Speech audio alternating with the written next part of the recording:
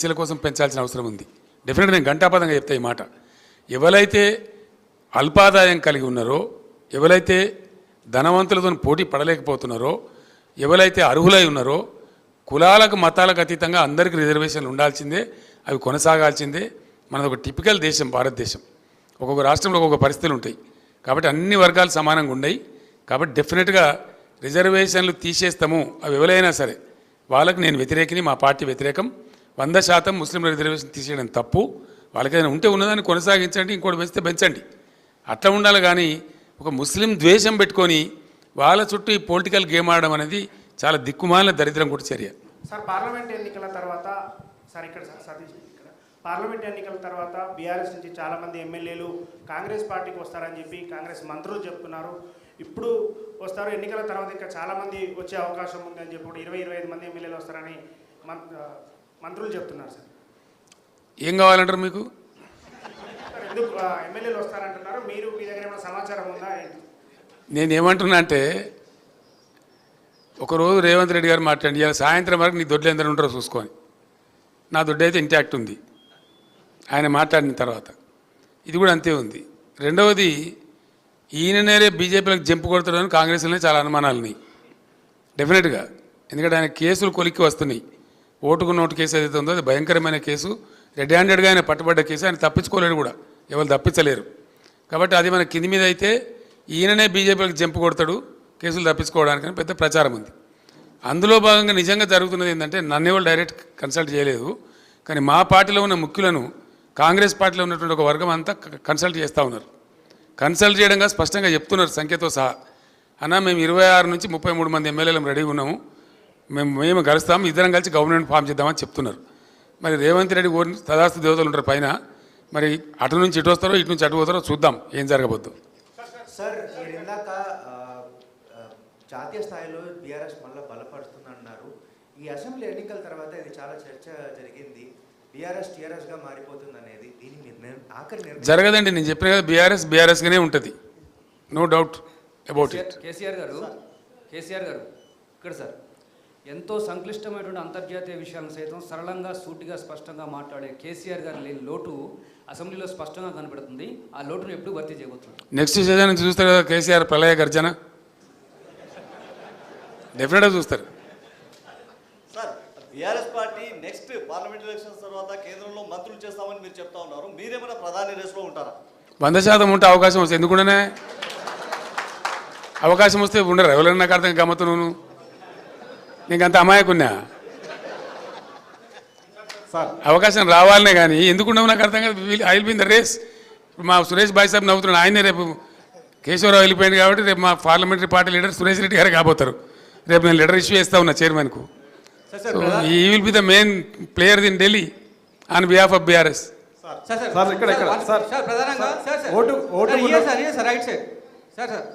మళ్ళవాడేమైనా నా మీద నిషేధం పెట్టగలడా? టైం ఎంత అయింది? కేసీఆర్ సార్ ప్రధానంగా బీఆర్ఎస్ పార్టీ నుంచి వీడి వెళ్తున్నటువంటి నేతలు ఎవరైతున్నారో పార్టీ పైన ఆరోపణలు చేస్తూ పోతున్నారు. పార్టీలో చాలా మంది షిండేలు ఉన్నారని మాటను మాట్లాడినారు. ఒక క్వశ్చన్. నెక్స్ట్ ఇంకో క్వశ్చన్ సార్, అసెంబ్లీ ఫలితాలు చూసుకుంటే ఇందాక మీరు కొన్ని ప్రిడిక్షన్స్ చెప్పారు, బీజేపీకి ఎన్ని వస్తాయి, కాంగ్రెస్కి ఎన్ని వస్తాయని చెప్పి. పెద్దపల్లి పార్లమెంట్కి సంబంధించి ఆల్రెడీ అసెంబ్లీలో అన్ని స్వీప్ చేసేసింది. థర్డ్ ప్లేస్లో ఏ రకంగా ఉంటుందని చెప్పి ప్రిడిక్షన్ చెప్తున్నారు. ఖచ్చితంగా చెప్పచ్చు బ్రదర్, చాలా సింపుల్ అది. ఎందుకంటే పోయినసారి ఎన్నికల్లో మేము 7 అసెంబ్లీకి ఇచ్చిన సీట్లు 2 కోల్పోయినాం. మేము పోయిన పార్లమెంట్ ఎన్నికల్లో 18లో మేము గెలిచిన తర్వాత 7 అసెంబ్లీ సీట్లు నిజామాబాద్ సెగ్మెంట్ మేము గెలిచినాం, కానీ మేము ఓడిపోయినాం. అట్లా 6 సీట్లు గెలిచిన దానికి కూడా ఓడిపోయినాం. తారుమారు అయిపోతే అట్లా ఉండదు. ప్రజలు అభిప్రాయం అనేది మారుతుంది డెఫినెట్గా. ఈరోజు నేను ఇందాక చెప్పిన కారణాలన్నీ ఒక ఎత్తు. రెండవది, మాదిగ సామాజిక వర్గానికి మాకు టికెట్ ఇవ్వలేదని చెప్పి వాళ్ళు చాలా ఆగ్రహంగా ఉన్నారు, చాలా ఆగ్రహంగా. పెద్దపల్లిలో వాళ్ళే ఇలా పంతం బట్టి ఓడించి చూపెడతామని చెప్పి పట్టుదలగా ఉన్నారు. ఆ ఫలితం ఆ పార్టీ అనుభవించక తప్పదు.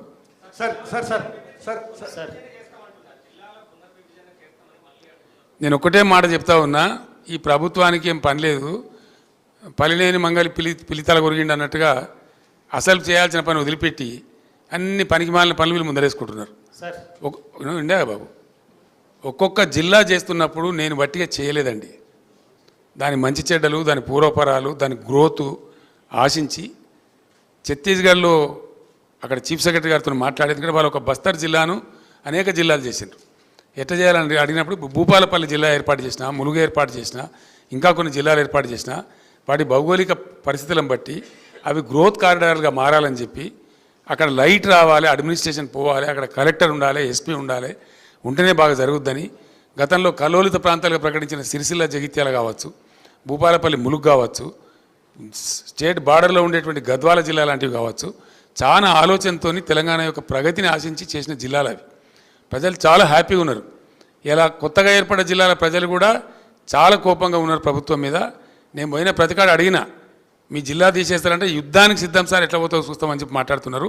పార్లమెంట్ ఎన్నికల్లో ఈ కొత్త ఏవైతే జిల్లాలు తీసేస్తామని కాంగ్రెస్ చెప్పిందో ఆ దెబ్బ కూడా ఇప్పుడు కాంగ్రెస్ పడబోతా ఉంది. Sir sir sir sir sir ఇక్కడ సార్ నరేందర్ సార్ ఇక్కడ సార్ ఉద్యమ సమయంలో సార్ సార్ ఇక్కడ ఇక్కడ సార్ సార్ నేను సార్ ఇది ఫోన్ ట్యాపింగ్ కేసులో రాధాకిషన్ రావు మీ ఆదేశాలనే మేము పాటించినాము, మా సొంత నిర్ణయాలు ఏం తీసుకోలేదని సిఆర్పిసి 141 సెక్షన్ స్టేట్మెంట్ ఇచ్చారు సార్. వాడేవాడా Radhakrishna Rao? Who is he? DCP sir, DCP. నాకు తెలియదు, నీకు అంత తెలుసా? నీకు ఆయన లేదు సార్.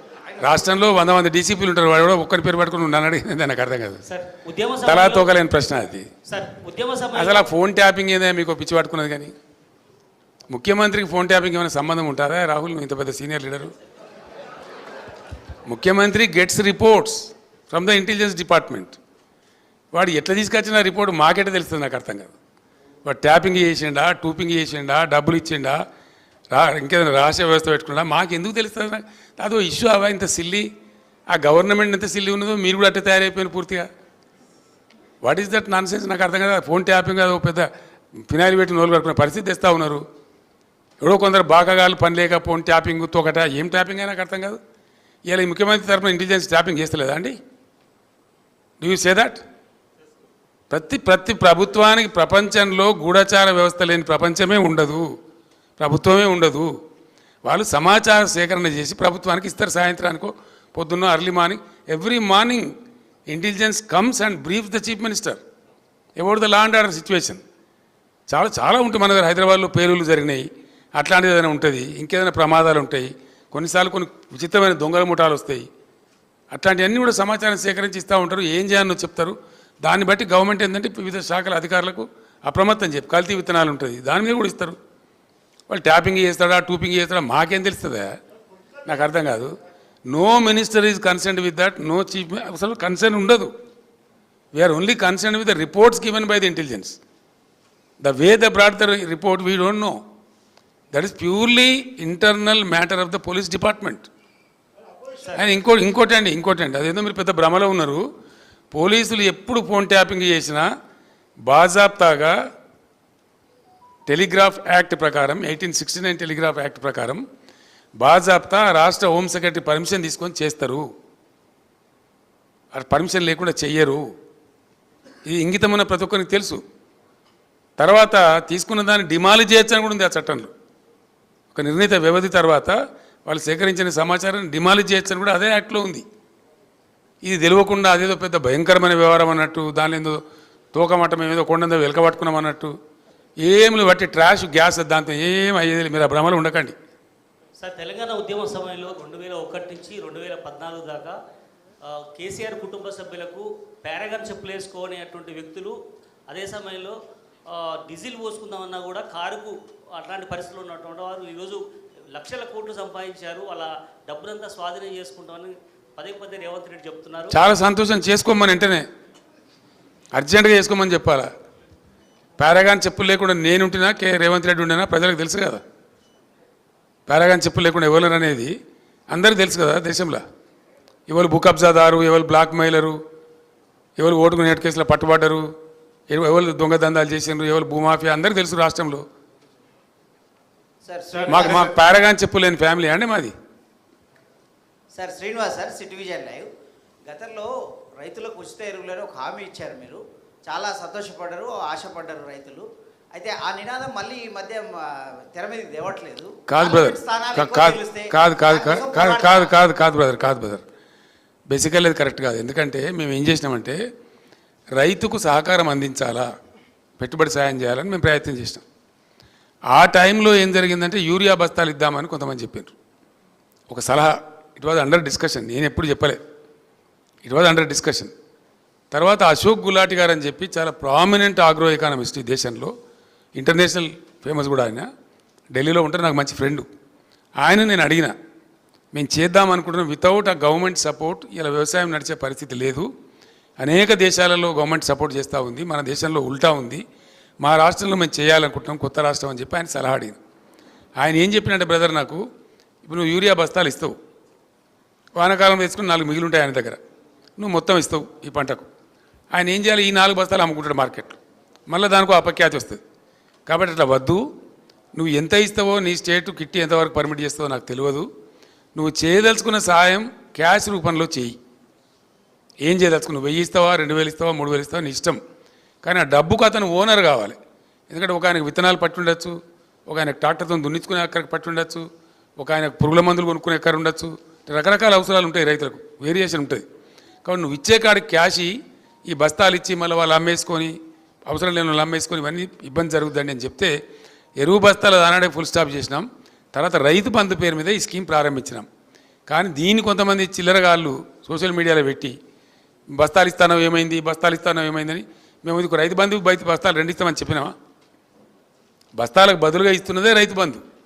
దాంతో ఎవరికి అవసరం, ఒక ఆయన విత్తనాలు కొనుక్కుంటాడు, ఒక ఆయన పురుగుల మందు కొనుక్కుంటాడు, ఒక ఆయన ఎరువులు కొనుక్కుంటాడు, ఒక ఆయన ట్రాక్టర్ దున్నకానికి పెట్టుకుంటాడు, ఒక ఆయన నాటేయించుకోవడానికి పెట్టుకుంటాడు. రకరకాల అవసరాలు ఉంటాయండి. ఆయన అవసరాన్ని బట్టి ఆ డబ్బును ఆయన వాడుకుంటా ఉన్నాడు. దాని ఫలితమే మనం 3 కోట్ల పైచీలు టన్నుల ధాన్యం పండించినాం, పంజాబ్ను తలదనినాం. మీరు అడిగింది మంచి క్వశ్చన్, అది నాకు కూడా ఇక్కడ చెప్పాలని ఉండే, మీ క్వశ్చన్ ద్వారా ఇప్పుడు క్లియర్ అయిపోయింది. I'm thankful to you. Sir ఇక్కడ మీరు ఇండస్ట్రీస్ తమిళనాడుకి వెళ్ళిపోతున్నాయి అని చెప్తున్నారు. అయితే ముఖ్యమంత్రి చెప్తారు 13 ఇండస్ట్రీస్ గుజరాత్కి తీసుకెళ్ళడానికి మోదీ ట్రై చేస్తున్నారు, ఇన్క్లూడింగ్ టెస్లా. దాని మీద మీరు ఎలా రియాక్ట్ అవుతారు సార్? ఇటువంటి చాతగాని ముఖ్యమంత్రి గుజరాత్కి పోతాయి, తమిళనాడుకి పోతాయి, కేరళకు పోతాయి, ఆంధ్రా పోతాయి, ఇంకేంది? ఎక్కడికి పోమ్మా? మీరే చెప్తున్నారు, మీ క్వశ్చన్లే ఆన్సర్ ఉన్నది. ఈయన ఏం చేస్తున్నాడు మరి? టెస్లా బిస్లా అంతా మోడీ అనుకొని పోతా ఉంటే ఈయన ఏం చేస్తున్నాడు? మోడీ అడ్డం పడ్డా మేము తెచ్చినామమ్మా కొన్నిటిని, లైక్ ఫేస్బుక్. ఆయన ఇంటర్నేషనల్ లాబీస్లను పెట్టి చాలా ప్రయత్నం చేసిండు అహ్మదాబాద్ తీసుకుపోదామని. మేము అంతకన్నా పై ఎత్తుగడ వేసి దాన్ని ఇక్కడ తెచ్చినాం. మోడీని తట్టుకొని మేము ఒక 4-5 పరిశ్రమలు పెద్ద పెద్ద తెచ్చినాం ఇక్కడికి. సార్ ఇక్కడ సార్ మీరు మొన్న మెదక్లో మాట్లాడుతూ టైం కాగాలి సుమా, మళ్ళీ ఈసీ నిషేధం, మళ్ళీ అదో కథగా చెప్పండి. సార్ ఇక్కడ మీరు మొన్న మెదక్ మాట్లాడుతూ అసెంబ్లీలో చెల్లని రూపాయి పార్లమెంట్లో ఎట్లా చెల్లుతుంది అన్నారు. సో మన పార్టీ నుంచి కూడా కొప్పులీశ్వర్, ఆర్ఎస్ ప్రవీణ్ కుమార్, బాజిరెడ్డి ఇట్లాంటి వాళ్ళందరూ